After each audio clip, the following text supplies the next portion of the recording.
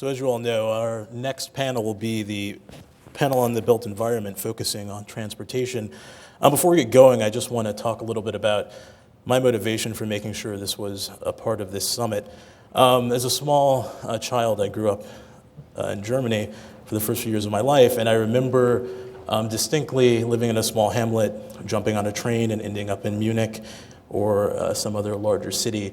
And that was the norm for me. And I remember moving back to the US and asking my parents why we couldn't just jump on the train and go somewhere.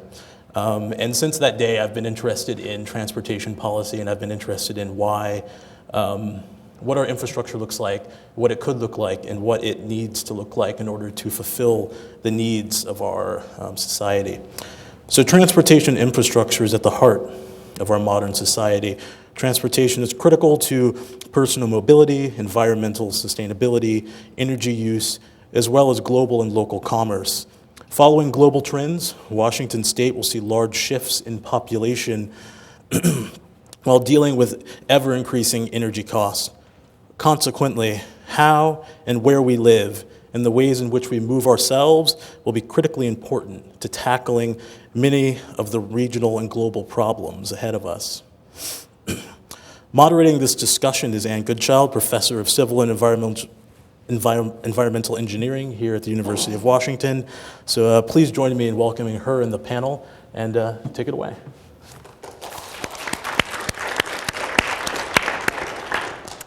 Thank you. I just wanted to add, as we get started, that like Interim President Wise, I agree that the greatest sort of most creative things that happen at the UW and the ideas and the research are almost always led by students, and it's really fun to be part of something that students have put on. So thank you for the invitation. Genuinely glad to be here. I'm Ann Goodchild. I'm a professor in civil and environmental engineering, and my area of research and expertise is transportation. Transportation engineering is one of the 6 sort of subdisciplines of civil engineering, and specifically I look at freight transportation and logistics, so generally the movement of goods. Much of my own work considers the design and impact of policies on transportation, including sort of traffic demand and the environmental impacts of that traffic. So I appreciate the GPSS putting on the Science and Policy Summit. I think it's an area that is an important area for us as scientists and engineers to comment on and to be engaged in. Some of my recent work, for example, looks at costs and cost trade-offs in routing and scheduling, which is something that underlies all sort of logistical activity. So looking at what's the true cost, say, to a trucking company of trying to reduce their emissions, and what are the things that they can do and how effective are those. So I'm moderating a session today which will consider transportation and its sort of role in modern society. In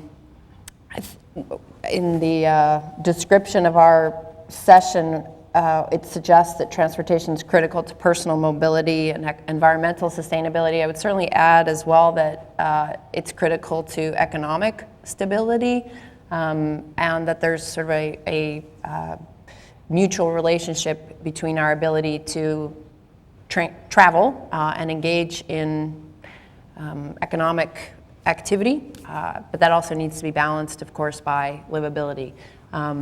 And I'm interested to hear the panelists and your questions about what those relationships look like.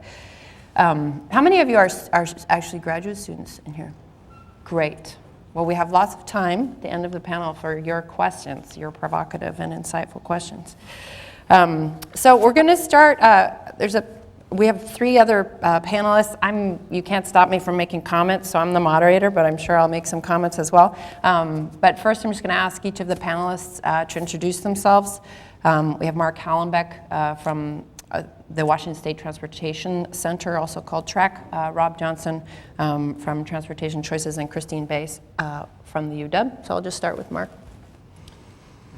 Good afternoon. I'm Mark. I am the director of the Washington State Transportation Center here on campus.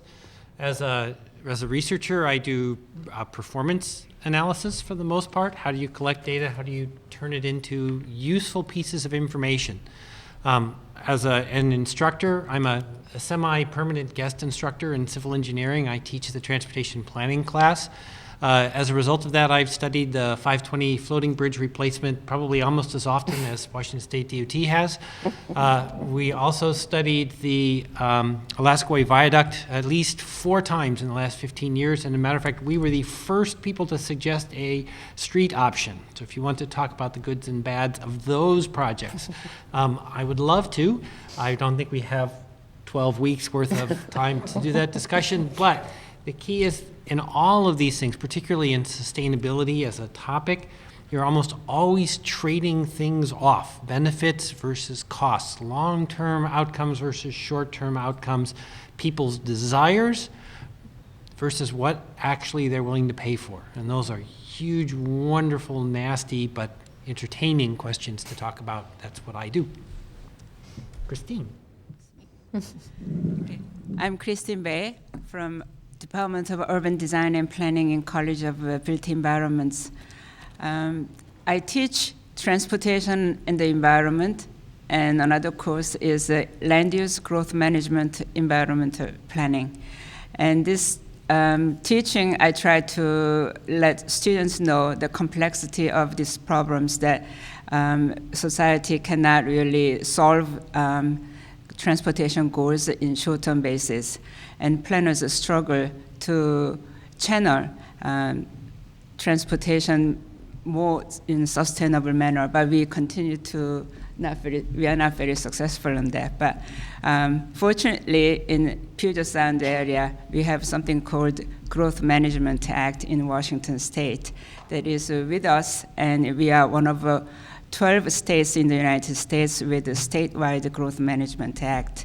So this the impact of this statewide Growth Management Act and urban growth boundary will take place very slowly, but we'll see how we are successful on curbing automobile dependency. And in terms of research, currently I'm more interested in sort of freeway-related air pollution because we build compact cities, meaning that we'll place people close to the roads. So you look at the downtown Seattle, I-5 passes right in the middle of downtown area in Seattle. So I was interested in who lives near the freeway and what urban planning can do about it. And another research is bicyclist exposure to air pollution, because many of you will bicycle, right? Okay, when you bicycle, you are right in the middle of the road or the side of the road. So whether this is healthy for the bicyclist. So bicycling is good for clean air, but is air clean enough for bicyclists? So that is my most recent research. And there are other things like greenbelt policies, international comparison of urban growth policies. That is my research area. Hi, I'm Rob Johnson. I'm the executive director for a nonprofit in Washington State called Transportation Choices Coalition. Just a quick show of hands, anybody heard of TCC before? Oh, good. So about half the crowd. For those of you who haven't heard of us, we sort of work in 3 separate arenas: education, policy development, and advocacy. On the education side, we spend a lot of time out in communities talking about the public health, pocketbook, and environmental benefits of giving your car the day off. Pretty self-explanatory to, I think, most folks that are doing graduate level work, but for your average everyday citizen, something that we spend a lot of time and energy talking with folks about.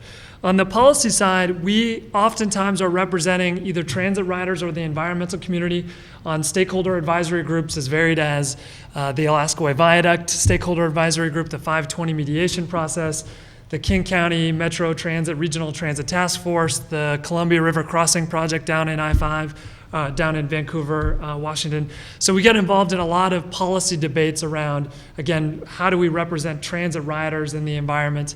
And then finally, on the advocacy side, we spent a lot of time and energy fighting for better policies in Olympia, at the federal level for additional infrastructure dollars for transit, as well as a lot of local transit campaigns. Over the last, 10 years or so, TCC has helped to directly bring about $20 billion worth of transit sidewalks and bike lane dollars to Washington State through our local advocacy work. So we feel really proud of a lot of the stuff that is on the ground now and a lot of the stuff that's going in the ground to help people give their car the day off.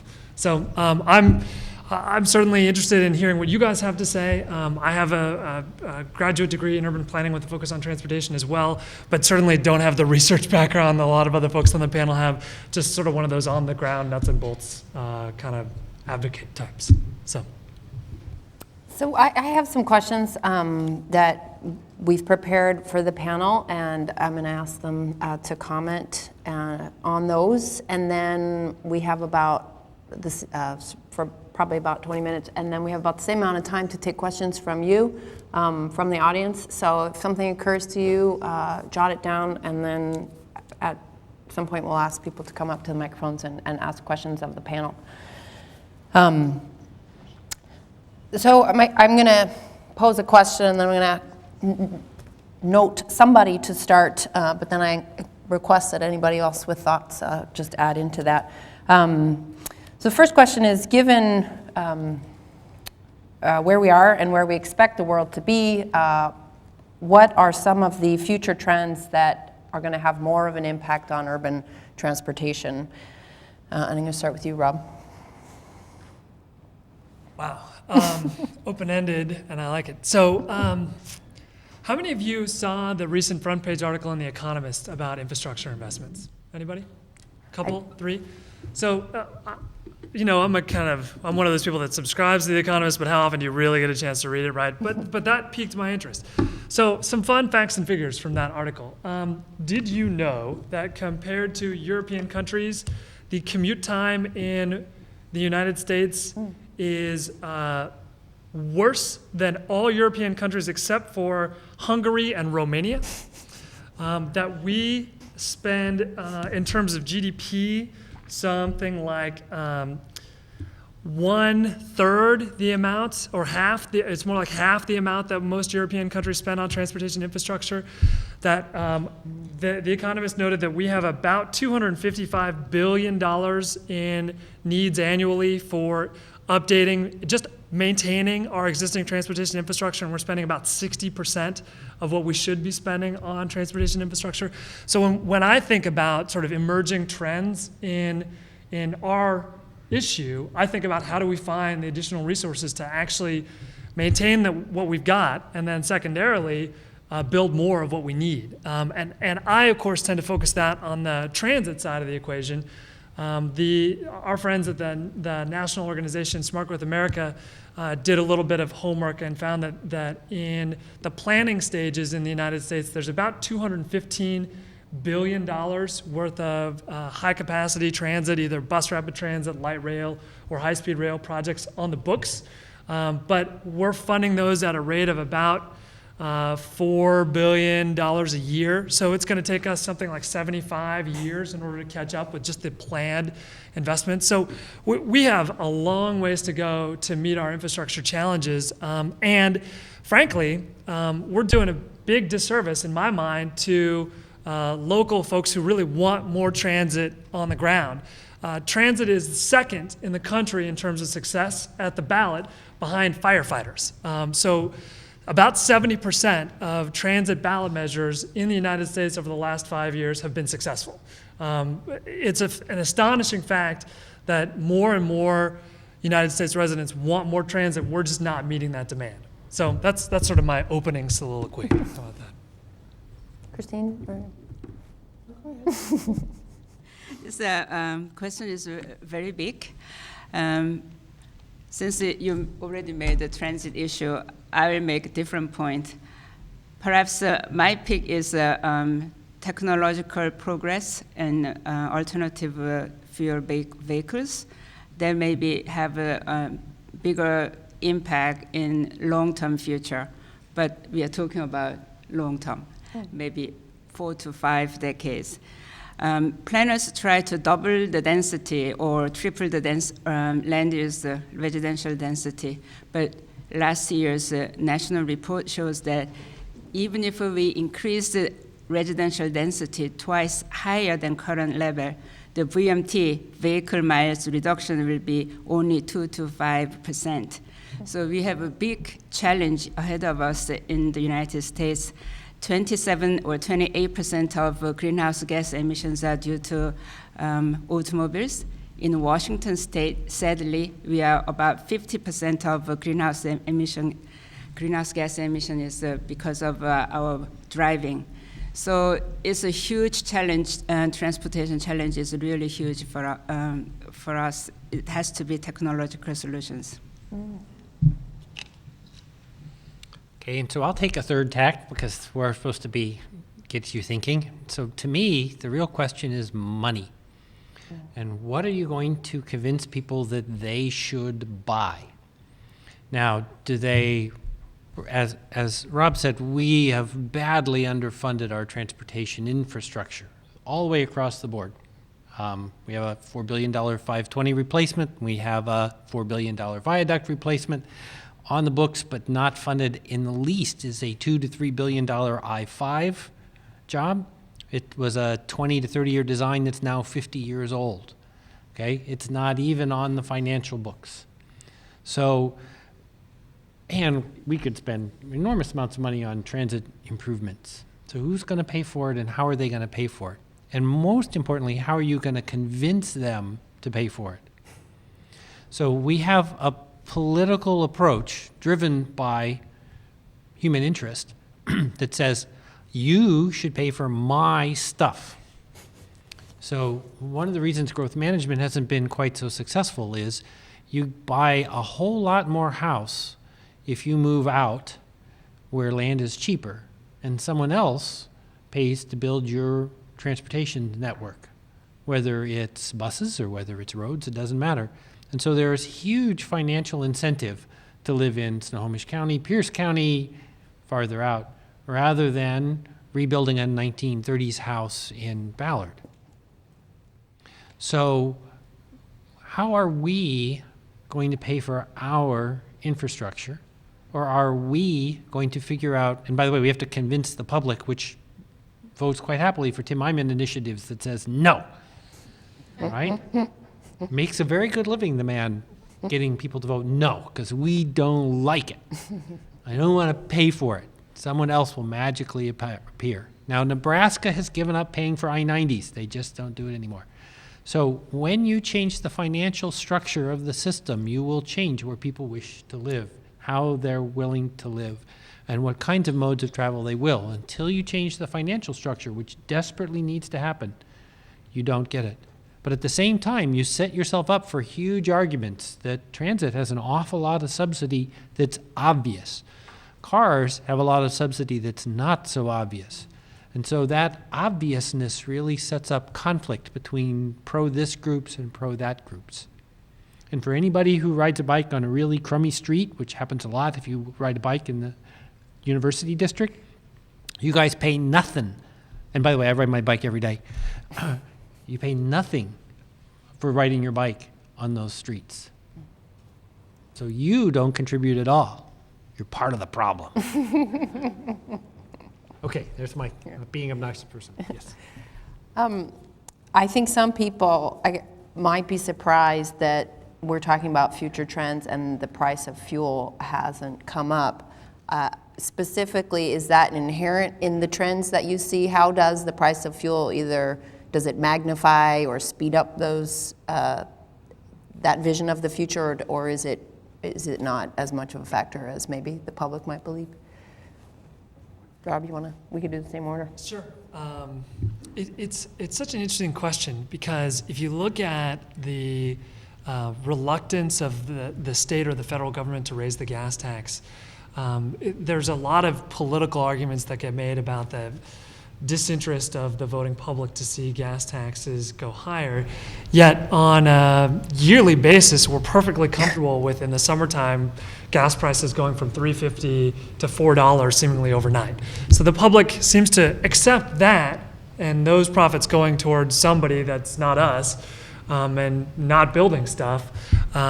It's a strange disconnect. Yet at the same time, I think the wonderful thing for us transit advocates is that as those real life choices start to become more obvious, the externalities start to become more obvious, the true cost of driving your car starts to become more obvious, people are turning towards transit as a viable choice, or biking or walking, or in some cases, Mark, even, dare I say, moving closer to where they work, because they realize that they don't want to drive to qualify, because there's a lot of negative externalities with that.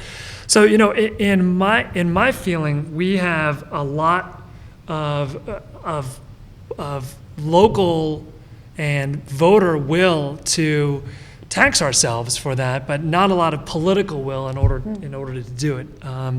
And as we start to see gas prices continue to rise, the demand for transit service is going to continue to rise, and suddenly there's going to be sort of an aha moment where the voters are going to be presented with an option to do a lot more, and they're going to take us up on that option. I just wish it didn't take so long to build the damn stuff. But. Great. So, fuel price and my point of technological progress making alternative fuel vehicles, my answer is definitely. Think about it, when you have SUV, you used to fill it up with $55 to $60, and now it's like $75 to $80. Of course, the drivers think about it, and that pushes the demand for more fuel-efficient cars. And more hybrid cars, more electrically charged vehicles will be so popular. In 2000, I guess it's middle of 1990s, in Los Angeles, Southern California Air Quality Management District had a plan to 10% of their fleet should be electric vehicles, and they abandoned it because there was too soon, premature. Now, the EV is available, and Washington State is one of the trailblazer to put electric highway from border to border. And this is along the I-5. We'll have every 40 to 60 miles per hour, 40 to 60 miles, you'll have electric charging stations. So technological changes that are keeping up, and the pressure for motorist pocket is a good thing to make progress further and faster. Me too. This is what I'll say, I guess, to all of those things. Price drives change, and price drives innovation. So I think, I didn't read it in The Economist, but I bet there's an article on it. Oil supply is relatively static, although if you change the price, there's a lot of things that have oil in them that become financially viable. But demand is going up much more quickly than supply will, and therefore price globally for oil is going to go up. As that price goes up, other things that were not price competitive for transportation become competitive. And then once that happens, lots of other things come into play. So there's an awful lot of opportunity in a combination of the changing price situation along with the changing technological situation to convince change to happen. But don't underestimate people's interest in mobility and their willingness to pay to maintain that mobility. A really fun, entertaining fact, while we're throwing out fun, entertaining facts, is vehicle miles of travel in Europe has continued to increase while vehicle miles of travel in the United States has stopped increasing. And the main reason is that Americans already own more than one car per person, and the Europeans are still catching up, right? The Europeans buy an awful lot of cars. The Chinese are buying cars as fast as they can be made. The Indians are buying cars as fast as they can be made. And the reason isn't because cars are simply there, it's because they allow you to live a more, I won't use the term productive, that's probably a bad one, a more flexible life. It allows you to do many more things. And if any of you have 2 small children at home, right, you will see that there are many things that you wish to do with your family that are only possible. Even living in an urban area where there's good transit and good walking and good biking and other opportunities, there's an awful lot that you have to have a car to do. And your options are either you don't do them or you drive a car. So the questions become, if you're not going to fuel the car with gasoline, where's your energy going to come from? There was a great article in the Seattle Times this morning, all about how wind energy doesn't hurt salmon. Yeah, but it has a tendency to kill hawks, which is a problem if you're a hawk-loving person as opposed to a salmon-loving person, right? So we always are trading off these things. And price is going to matter, and price for energy is going to be a huge one. So what are we going to do to those prices from a policy perspective to help people make more globally effective, efficient choices? Well, that's my next question. You said so, Well, good but I thing you did start with want to. him But down I there. did want to add something Remember, else. he answers first. And that was one of the things that we've been looking at is the substitution of freight travel for personal travel. So I always use the example of home delivery of groceries, which is a much more widely done thing in Europe. It's not always delivered to the home, but delivered somewhere, because delivery vehicles are much more efficient at making those trips than we are as individuals, right? If I go to the grocery store, I usually walk, but you take a trip to the grocery store, you get your groceries, and you go back home again, and that's much less efficient than a delivery vehicle starting their trip and making deliveries to 20 homes. There's many fewer vehicle miles traveled by that single delivery vehicle, because it's like a bus for groceries, okay, than it is with all of those individuals making individual trips. So one of the things that is actually, it's a consequence of people's lives, and people who have double income families with children are time constrained, and so that's one reason they do it. But there's actually some novel ways of replacing personal travel with freight travel, or things that we typically consider freight, that I think provide opportunities for transport efficiency. There's other consequences of those. I think on the freight transportation side, the other thing we see is that as travel gets increasingly costly, be that through the cost of fuel or actually paying for some of the externalities of that trip, we will see a shortening in some supply chains, so that those pressures will force some of the sourcing and manufacturing to be a little bit closer to home, particularly in some industries versus others. Freight is a nice industry as well, because you just pass all the cost off onto your customer, right? If you can't bring the goods from A to B and make money doing that, you just don't do it anymore.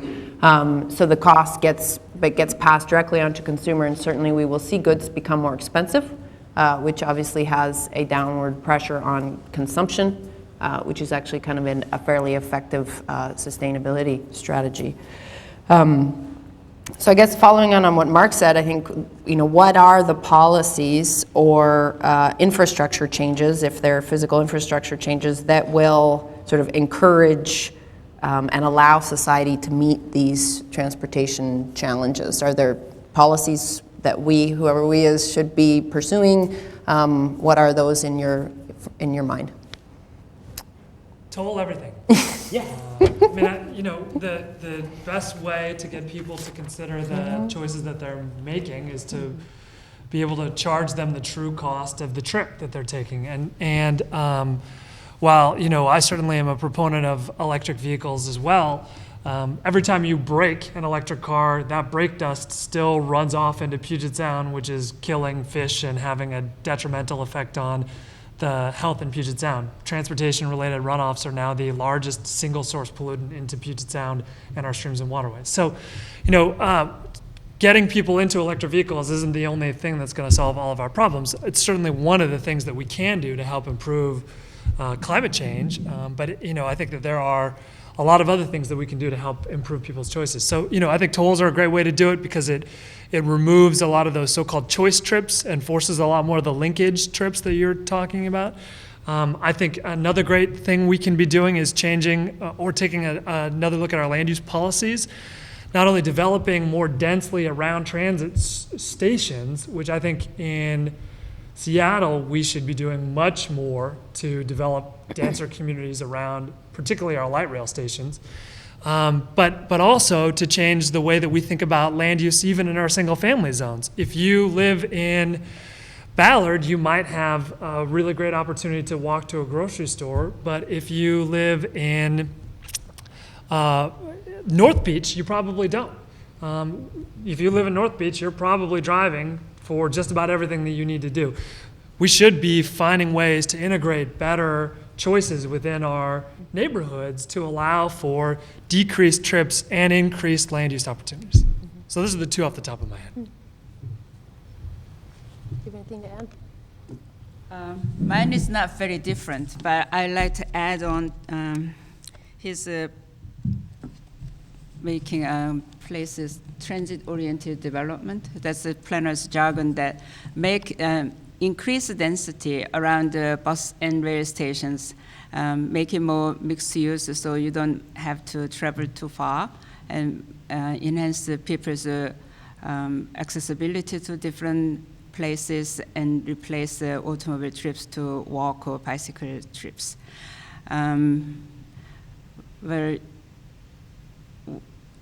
Because he says about very important things, and it was in my mind. You're saying I stole your answers? I'm sorry. Yes.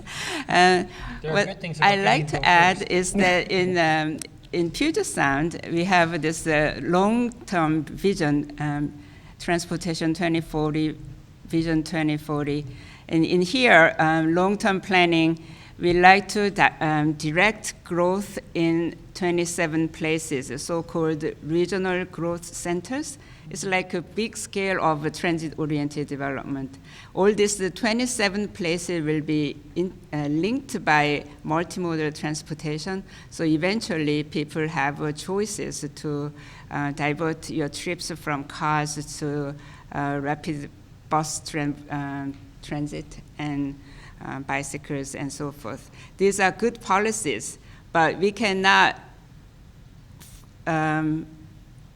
force people to change their transportation mode. So people has to prefer to travel, to learn how to use bus lines and schedule their daily activities around the bus routes. And these are very difficult. It's natural for Europeans and Asians, but it is difficult for Americans. I agree a lot on things you've said. So let me bring up the hard part. The hard part is we live in a democracy and people vote. And if you ever want to have a really bad experience, go to a neighborhood meeting in a single-family neighborhood and say, I'm going to stick a grocery store in the middle of your neighborhood. God forbid, Mark. Or we're going to put multi-family and put poor people in the middle of your neighborhood. God forbid. You know, these are very difficult things to do. People move to places because of the attributes of the location. And you're going to come in the perfectly good vision of a more sustainable, more ecological, more better way to live. And they say, wait a minute, I like the way I live. I like living in a yard, in a place with a big yard. So right now, I moved from Redmond 2 years ago to my current house. I gave up an acre of land, okay, which I played soccer on in the backyard with my son. It was great, except it took 2 hours to mow and a lawn tractor. Okay, and when he left and graduated and it's just me and the lawnmower, that's not fun, right? And so it's a great life change to move to Roosevelt/Ravenna and a postage stamp of a yard, which I mow basically by looking at it and the piece of grass falls over and we're good. You know, but it's a different lifestyle. You have to be interested in making those changes. To go to a place where my wife and I can go out every Friday night, I get to go out tonight, to a different restaurant. We can walk to about 25 restaurants. In Redmond, it was a 15-minute drive to the closest restaurant.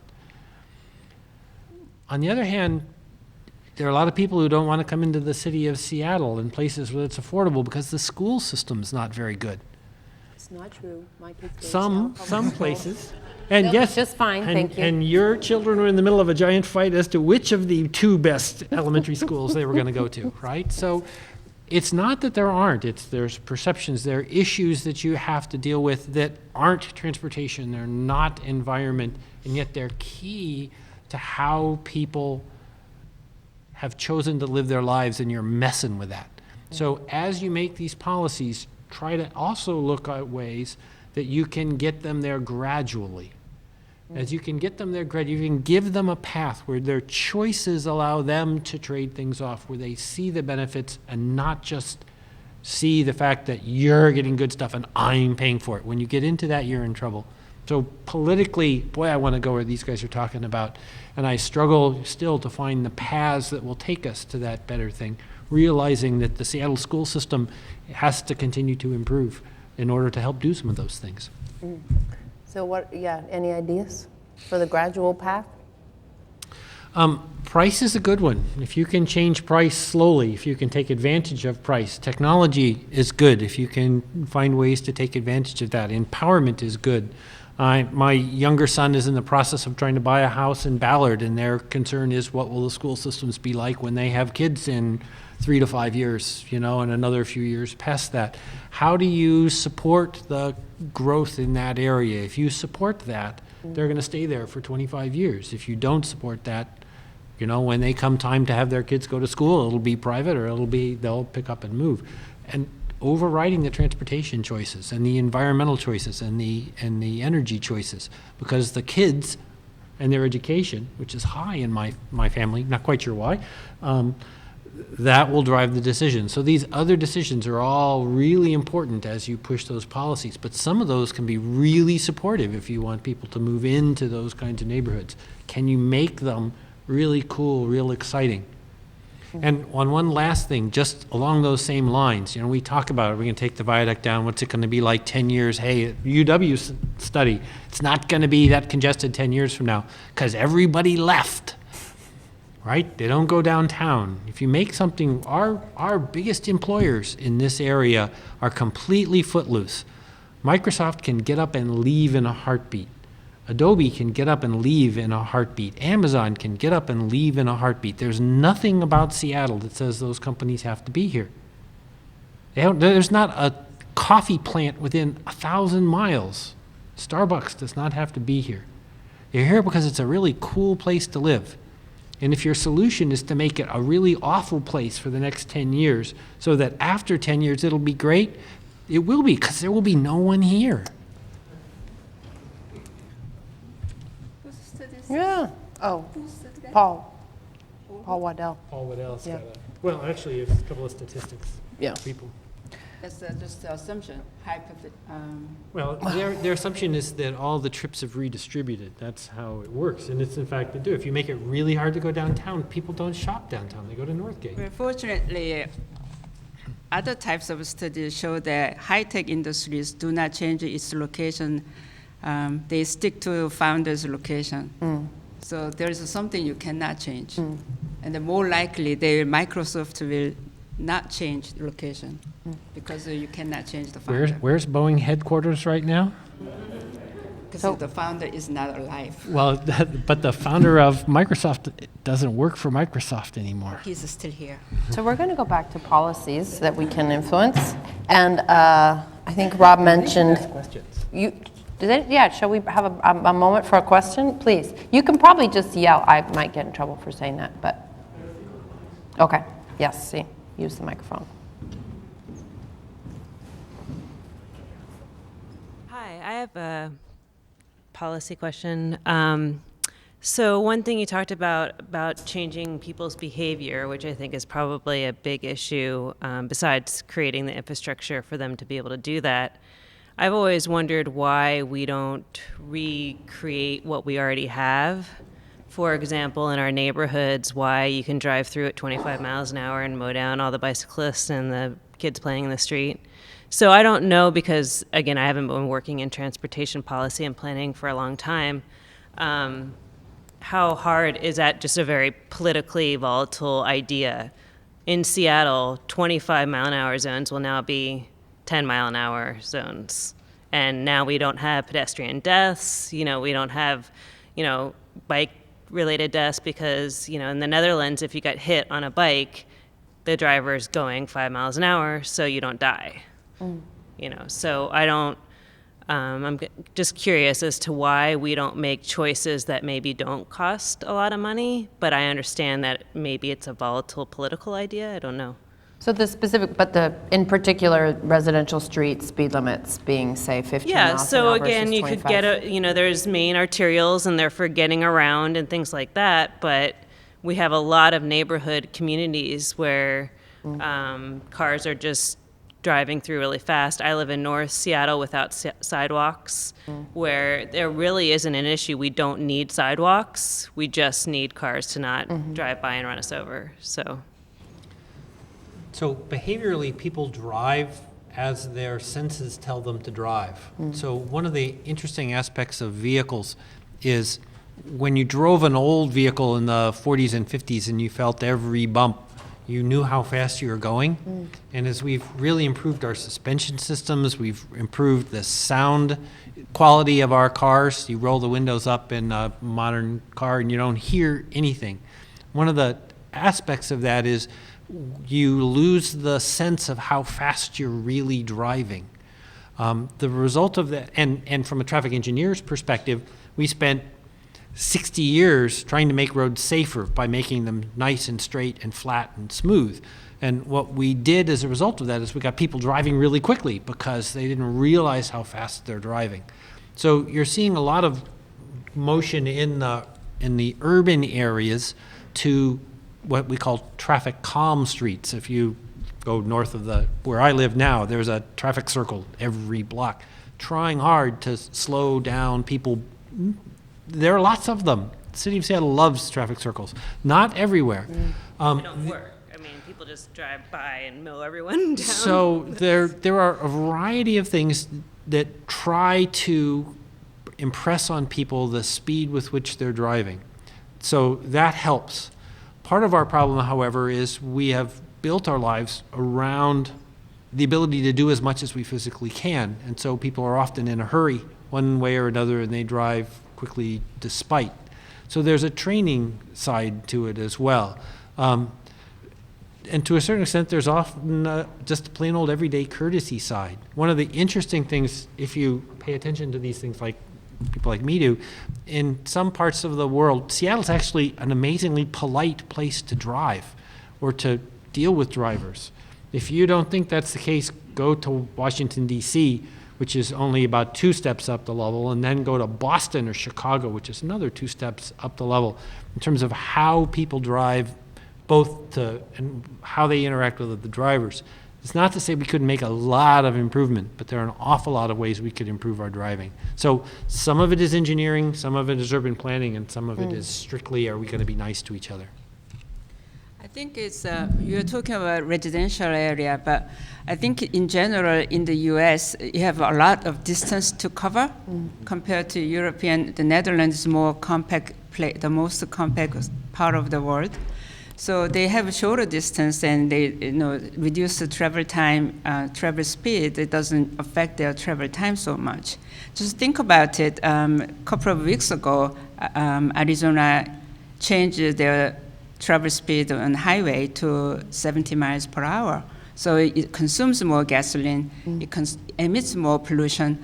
However, they reduce the travel time. So the law got passed. So I think that kind of logic applies even in neighborhood scale. I guess the two things I would say really briefly is actually a study was released, I think it was this week, that showcased the number of pedestrian and bicycle and traffic-related deaths in Washington State to be decreasing. We've continued to have decreasing deaths, and believe it or not, our state does actually a lot better than a lot of other states as it relates to those things. And I think that probably most, and I don't know the numbers behind the data, but I would guess most of those things don't happen in residential streets because people are driving a lot slower. Most of them happen on arterials or when people are doing things like trying to run across Aurora because there's not enough crosswalks across Aurora. So I would say that we certainly have targets and we're trying to do a better job of reducing those deaths. But I think Mark's right. He hit on something that we have made it really easy for people to get around, and I would add an addendum to that sentence, which is by car. We've made it really easy for people to get around by car. And if you are a bike rider or if you are a pedestrian, it is not that easy for you to get around. I listened to the mayor of Curitiba come here a couple of years ago and talk about a bike lane that an 8-year-old can learn how to ride their bike in. And that exists in one place in Seattle, and that's the Burke-Gilman Trail, as far as I'm concerned. We just don't have enough of those infrastructure investments to make it easier for people to make those decisions and feel safe doing it. And safety is a big part of that. My wife and I live in Eastlake. She works for the Pacific Northwest Ballet right in the Seattle Center. Transit is not a way for her to get to work. Only because she's married to me did she decide to one day buy a bike and try to get to work, and safety was the number one issue. And I think if you ask just about anybody, casual riders, men, women, unless you're the spandex wearing, RSVP riding, Cascade Bike Club member, safety is probably your number one issue about getting on a bike to get somewhere. And I think we need to make it a lot easier for people to do it safely. One other thing I'd like to add is particularly for drivers, there's a big issue with expectation. What do you see? So if you're in an area that there's an awful lot of pedestrians, as a matter of fact, a really good example in my experience is Pike and Pine downtown, where people are crossing back and forth from Westlake Center across the street into the little plaza. Not that many people fly through that, but they do on 3rd and 4th. And the reason is because I think they have a very high expectation that there are going to be people in the way.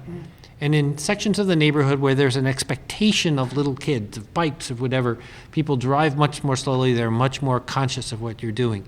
When you put them in a situation where there isn't that expectation, they drive much faster. They're much less aware of what they're doing. So one of the big issues of biking in the city is you're still an unexpected phenomenon, which puts you at a huge disadvantage if you're not riding very defensively. Yeah, it's sort of a catch-22, because there aren't that many people walking and biking, you're an unexpected feature to a driver and they behave perhaps in ways that scare you. But then if we don't have more people who are willing to sort of take that on, then it's hard to ever change that situation. If you build it, they will come. Yeah, absolutely. Yes. But I think the Burke-Gilman Trail, if you take a 4-year-old, even an 8-year-old, you get yelled at a lot by commuting cyclists. So Seattle is a hard place to teach a child how to ride a bike. We need to be politer on bikes too. Yeah. We had one of our first bike fatalities down in the south end. A biker ran over a pedestrian and killed her. It happens. Yes, please, another question. Thank you.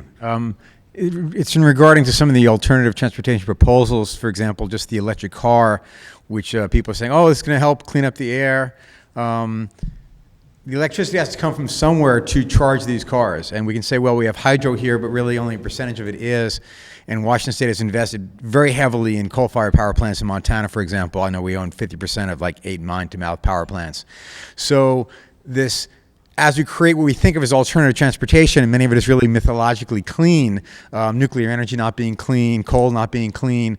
So as we try to say, oh, well, we're going to go into these kinds of electric cars, this really, to me, is not really a solution. The same thing for biofuels. If you're making a lot of fuels out of basically food products, and then suddenly the food commodity price goes up worldwide, these are not solutions. And so how do you approach changing the public's perception of what some of these alternatives are and trying to get, say, for example, we've got tracks, we've got the rail lines going through places.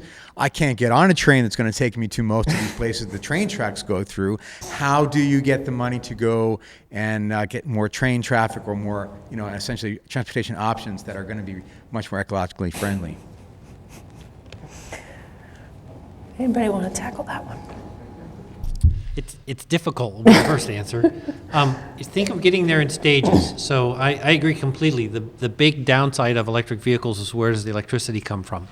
There are two upsides to that. The first upside is almost all electric vehicles are designed to recapture energy as they break, which reduces the total amount of energy you need. That's a good thing. The downside is you have to deal with the batteries. That's going to be a huge issue as electric vehicles age. There is a significant potential if we build the electrical system correctly in order to do an awful lot of off-hours charging. And what that means is you don't waste as much of the electric power that we gain during off-peak times. Now that requires smart electrical grids, and it requires changing the price structure so that you actually get a reduced rate for charging your car late at night. So there's lots of academic work in this area to show how it would work. Whether we can actually get it to the policy and implement it is another question. The second really good thing about electric vehicles is because they have very poor range, the best way to get range is you reduce the weight and size of the vehicle. When you reduce the weight and size, then you don't use as much energy. Again, yay, energy usage goes down. So there are aspects of electric vehicle that will push us in the direction of lower energy use in total and a more constant energy use if we do it correctly. Those are all good things from a sustainability standpoint, from a lack of other sources. In the end, however, we need to walk more. We need to do a little more human power, and that requires a change in how and where we live. Will we get there? Well, land's cheap in the United States. It's not cheap in sections of Europe. It's really not cheap if you look in China and Japan and India and places where population is high. So I think there has to be some changes there. And you never know, technology might come up with all better ways to generate energy. We'll hope. Anyone else want to comment? I guess I would just say briefly, it's all about the money. I know I sound like a broken record, but the voters in the Central Puget Sound voted in 2008 to build another 35 miles of light rail before our first 20 miles was even underway and open. So we are interested in making investments to try to make it easier for people to get around. I think we need to do a better job of changing our land use around those stations to encourage more people to live there and make those sustainable choices. But it's not all bad news. I mean, Washington State this year signed legislation last week to end the only largest single source pollutant in Washington State, which is the coal-fired power plant down in Centralia. We're eliminating that, phasing it out. We, in 2006, adopted renewable energy standards, portfolio standards that require us to make more investments in alternative energy sources. So I think frankly, I know we could be doing more, but nationally we're leaders on these issues. And I feel really proud of that. I may give you a mixed picture, because electricity is a little bit difficult issue, how statewide electricity is managed, because we also export electricity to California. So hydroelectricity is exported to California, and in the meantime, we import from coal-based electricity from Montana. So this one, how we balance it out, is a more difficult question to answer. I guess I wanted to add one more thing too, is I do have young kids, and it's really important to me to explain to them transportation choices, mostly because they complain when they have to walk places, and they see that almost everybody else is not walking, and so they don't understand that. I think there's in terms of changing behavior, there's not a lot we're going to do about people older than me who have developed habits and lifestyles that they're comfortable with.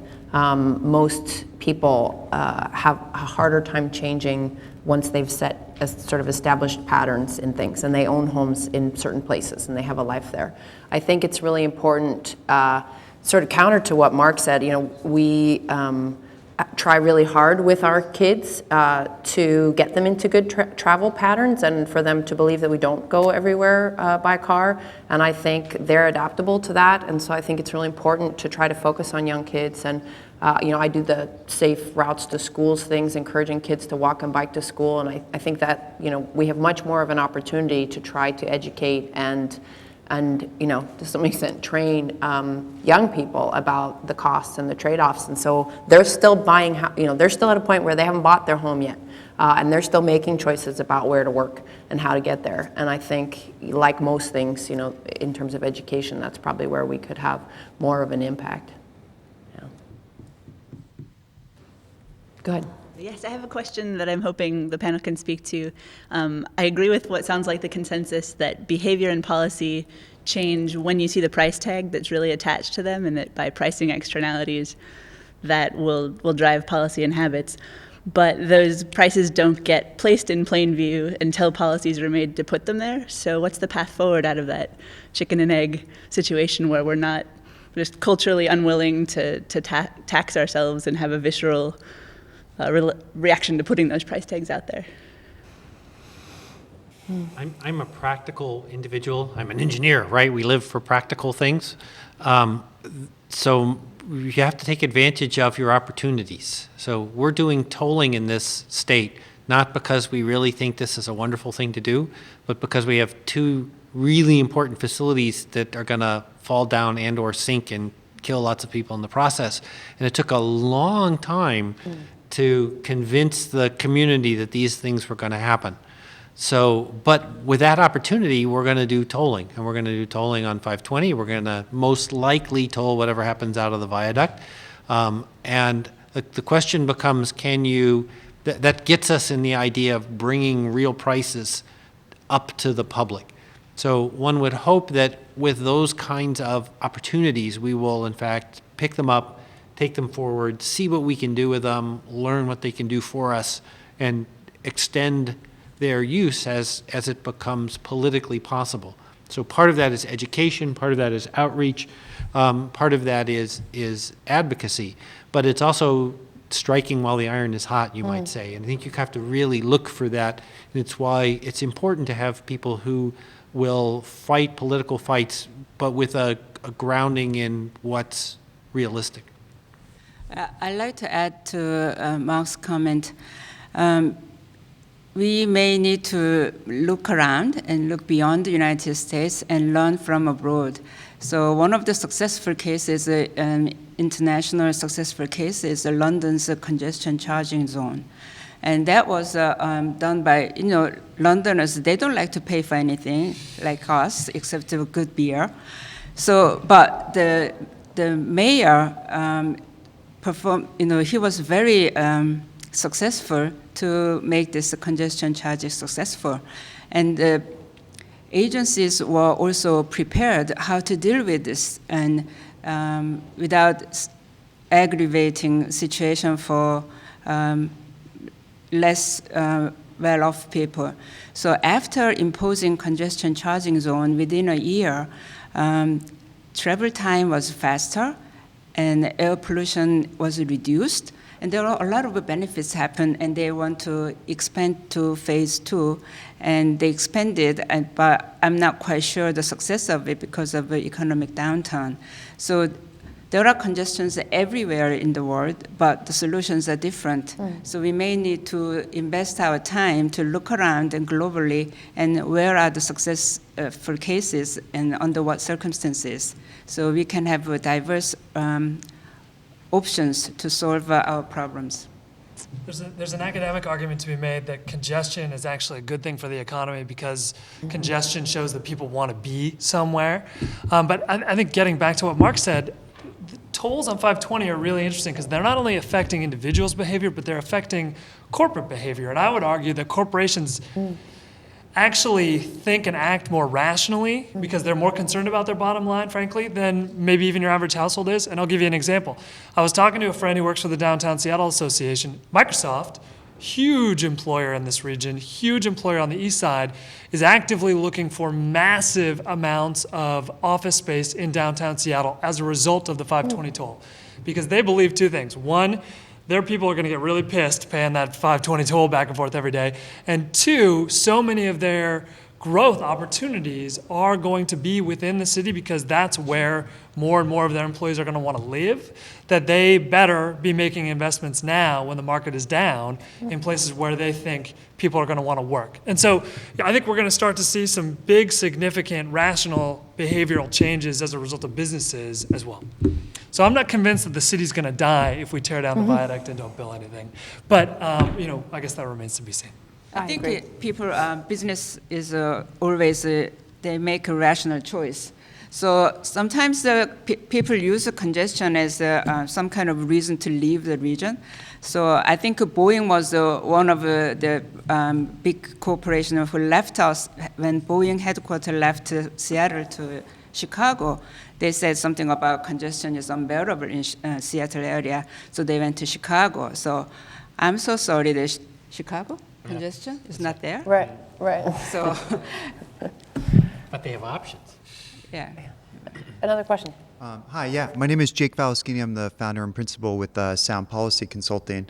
My question stems from what you were saying earlier, Rob, about how voters are very friendly towards transportation initiatives. Yet, at the same time, on the other hand, voters have voted down just about every revenue package that's gone through the state over the last decade, 1098.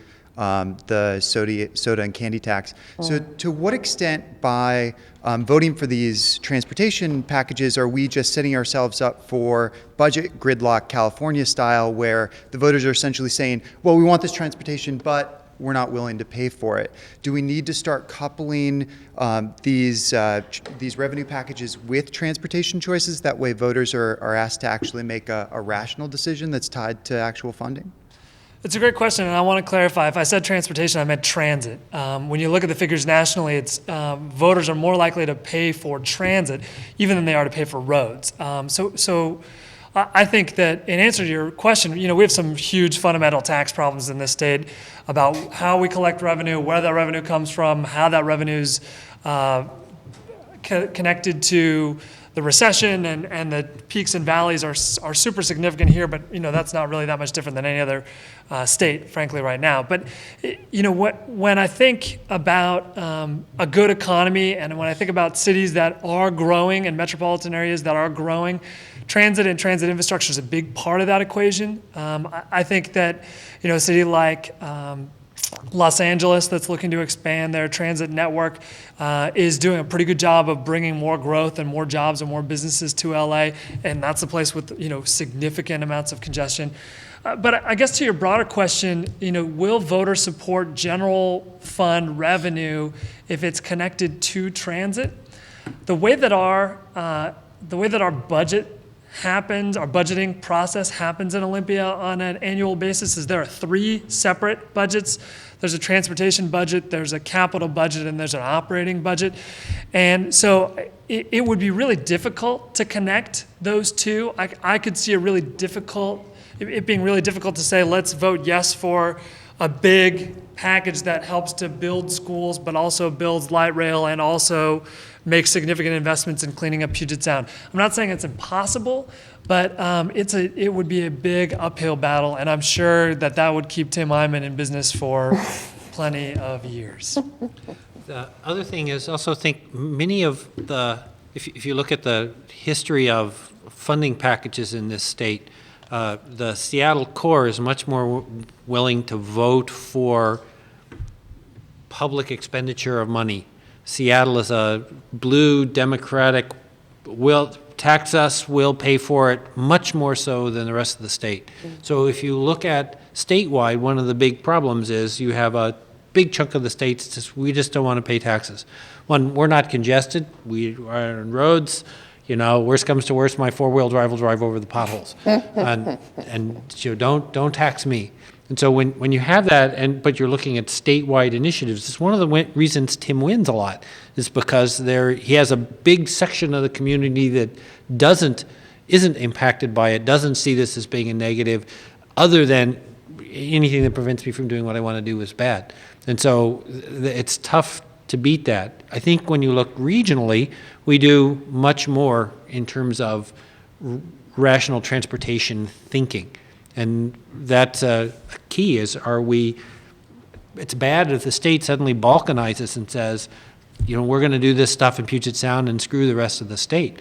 We're going to do more education. We don't want to be Mississippi. But you have that possibility, and that might be a way that the Puget Sound has to go forward. I think it's bad for the state, but it's a distinct possibility. But I guess I was a little confused. So with the light rail, that did include a funding package. So But people. it's purely transportation. There's nothing other than that. So was that your question? Were you asking about Yeah, essentially, yeah. so voting on funding for non-transportation or? No, voting on funding for transportation. So When do we we- need to start coupling these transportation packages with, a whole new revenue generation side? Or Well, do we- we just, That's is how it? they come. But that's how they come. Like the light rail came with a funding mechanism. package. So that's what we were voting on. If we pay, if we put up these bonds, then you can have a light rail. So they were coupled. I mean, in that example, they're generally coupled, right? Yeah, but Yeah. I believe what you're saying is, for example, I think you used the 1098 example. Should we be saying sweetening the pot for somebody who's interested in voting on an income tax by saying it will help pay for transportation investments? Yeah, coupling up. I think Oh, that I becomes see. an interesting possibility, but I think politically becomes very difficult. Yeah. My knee-jerk reaction is that transit is a really, particularly in the central Puget Sound, but not just in the Puget Sound. We've worked in the last 3 years on transit ballot measures that were successful in Walla Walla, in Port Orchard, in Spokane. I mean, there's a connection here in that those are all cities and those are urban areas. But if you look in Washington State, a vast majority of our population, I want to say like 70 to 75%, lives in urban areas. So. I think that you're hitting on something that's really interesting about tax sensitivity in Washington State, but I think we're unfortunately a long ways away from people thinking creatively about financing in that way. Thank you. Thank you. So I have a pretty related question. So we talked about voter support for transit measures in this state and some successful measures in the past, which has been great. But I have some concern about what's happening right now in terms of our transit service in King County, Snohomish, and Pierce County. And this, I don't know, Rob might be the best person to answer this, but my understanding is in Pierce County recently a measure was voted down to provide some more funding for preserving bus service. And my understanding is possibly later this year we might have something similar measure in King County. And if not, we're going to lose a lot of bus service. So curious on your thoughts on what happened in Pierce County and what you think might happen in King County. So, transit systems in Washington State rely primarily on one source, and that's the sales tax. So sales tax are very volatile. The last several years, nobody's been buying stuff because the economy's bad, and so revenues for transit agencies have decreased significantly. Many transit agencies have the option to go to the voters to ask for more sales tax revenue, and of those that have chosen to do it, for the most part, I think we've had, in the last 3 years, we've had 13 or so local ballot measures, and 11 of those have been successful. 2 that were not, Whatcom County and Pierce County, in the last year or so were not successful.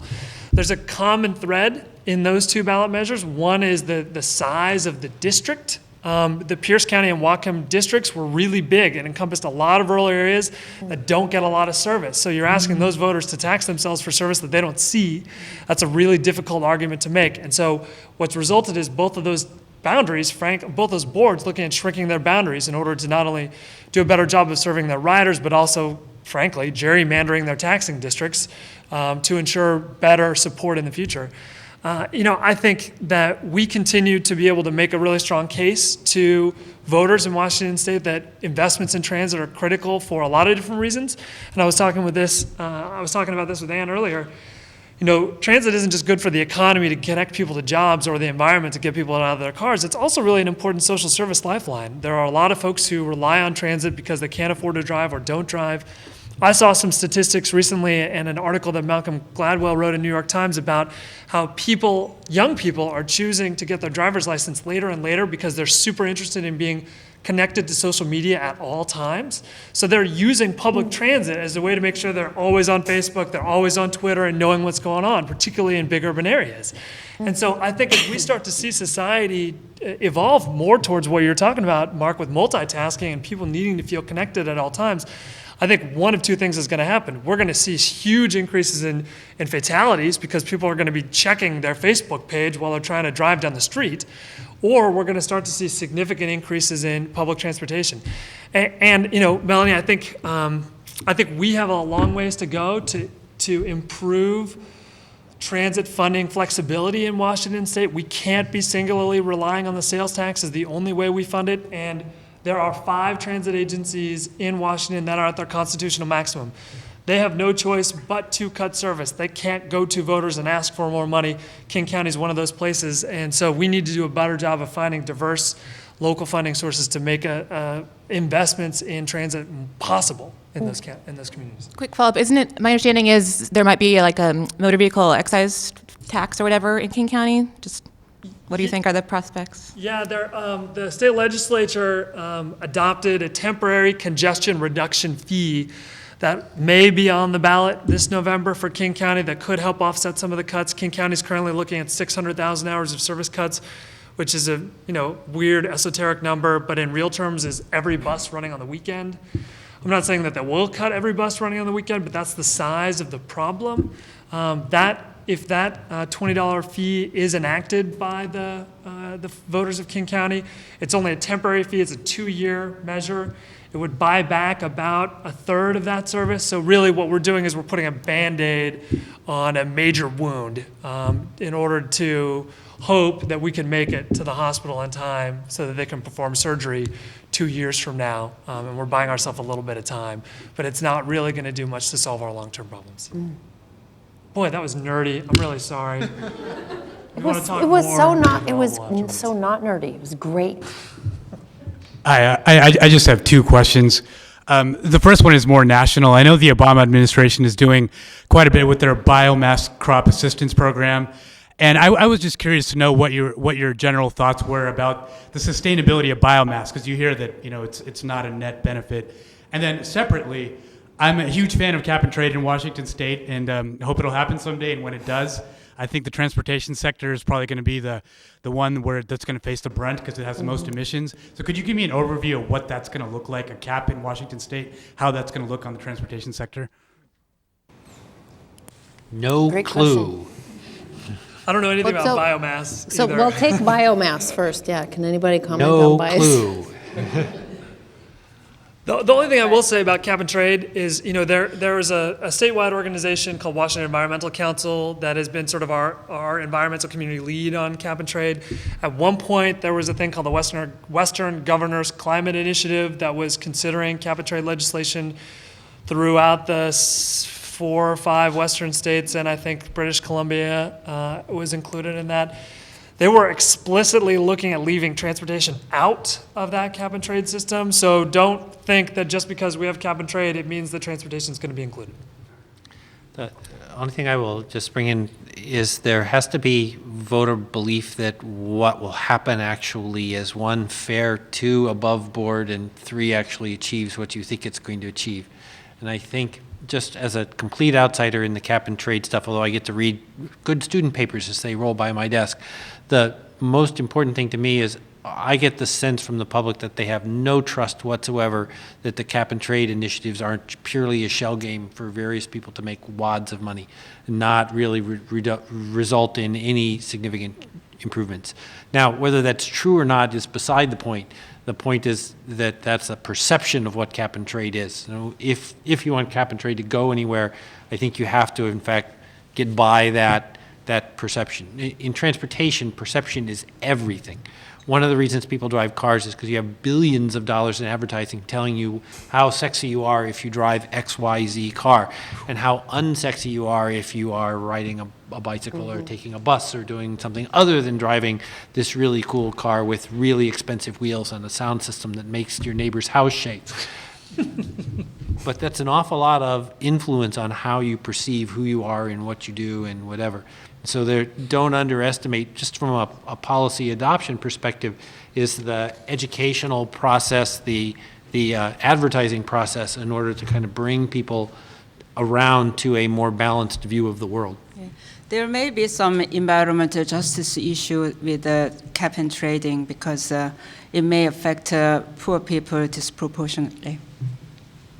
I guess one thing I can add from a freight transportation perspective is that with current technology, carbon dioxide production is essentially a result of fuel consumption. And so the more fuel you burn, the more carbon dioxide you produce. And as long as that is still true, then reducing carbon dioxide emissions is entirely consistent with cost reduction, because the primary costs in any kind of freight movement system are fuel and driver time. But then, time is typically also correlated with fuel consumption, because you're only paying people while the vehicles, as much as you can, you're paying them just to move vehicles, which means you're using fuel. So in terms of pressure to improve efficiency, there are certainly opportunities to do the same work with less fuel, with some improvements in information exchange, and with the right pressures, different decisions might be made about how you route trips and how much you consolidate freight and things like that. So I think anything that makes freight movers really feel the cost of the emissions is consistent with their current incentive schemes, and so generally, a good thing, which will improve the efficiency of that system. Certainly, there would be additional costs which would be passed on and at some point incurred by the buyer of those goods.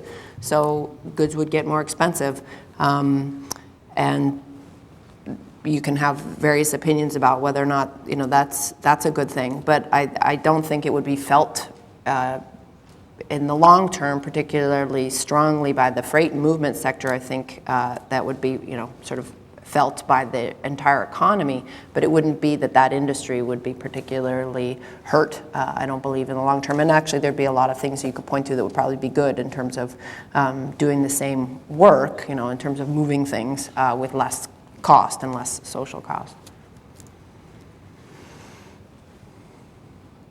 Do we have any other questions? Well, I'm going to raise one final question for the panel, because we haven't really talked specifically about land use. People mentioned smart growth and density as, smart growth and increasing density as sort of policies that might be used to reduce the demand for transportation.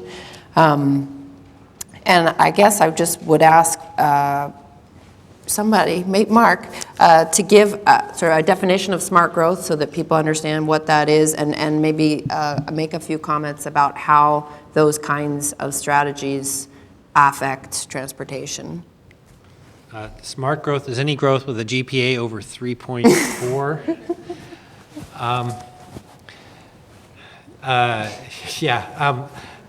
I'm not sure there is a real good definition of smart growth, because unfortunately it seems to be in the eye of the beholder in terms of what any individual is interested in obtaining out of it. We tend to look at smart growth. I like to look at smart growth as growth that uses fewer resources and provides lots of options for people. So mixed uses that are designed for enhancing community with many different kinds of travel choices would be how I would define smart growth. The big problem with it, notice I didn't use the word density at all in there. You can find a lot of different kinds of density, very high density, that are awful from a smart growth perspective. They use a lot of energy, they force you to drive.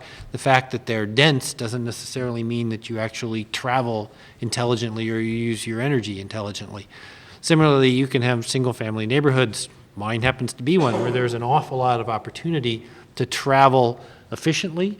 The houses are not wall-to-wall, therefore there's good places for rainwater to run off, which has good environmental aspects to it. So I don't think it has to mean 4-story mixed use, office on top of retail, people on top of retail kinds of buildings.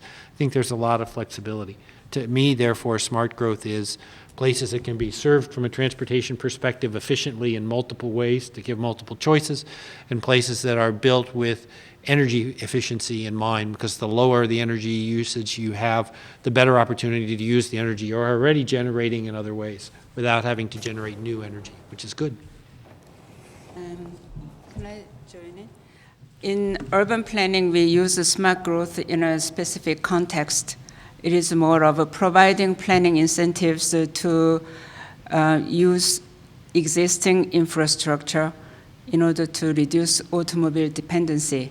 So it comes with the land use decisions that will allow more mixed use and more compact development, so that your distance to cover will be shorter and you'll have many alternatives to do your daily chores, go to dry cleaners and pick up your sandwich and go to 25 restaurants and go to school. All can be done without relying on cars. So that is more of a core concept and definition of smart growth in urban planning.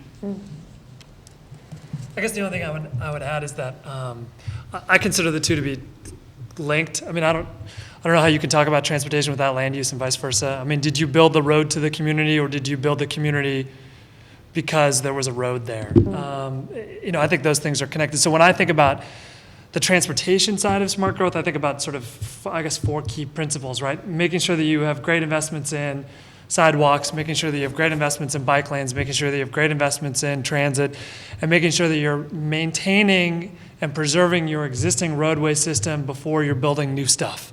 Because I think that that's one of the places where we've done a pretty poor job in this country. We spend a lot of time and energy ribbon cutting in front of brand new highways, where the latent demand fills up those highways before we can really see the congestion reduction as a result of their construction. So we should be doing a much better job of efficiently pricing and maintaining our existing system before we should be investing in brand new sparkly roadways. That's when I think about the transportation side of smart growth, those are the 4 things I think. Unfortunately, economic reality is that building compact city in new places is more economical. Sure. So we have to come up with like a basket of policies that will apply at the same time, not just pursuing one policy at a time. I guess it all depends on kind of how you're factoring the data, right? I mean, if you want to build a new city where land is cheap, that's certainly true. Right. But if you think about the infrastructure that it takes to connect to that city, and you really consider that part of the sunk costs, it starts to change your equation and all the externalities associated with. I mean, I guess we're getting into the weeds, but yeah, I agree. Well, thank you very much, panelists, and for all the great questions and for listening. Thank you. Thanks. Thank you.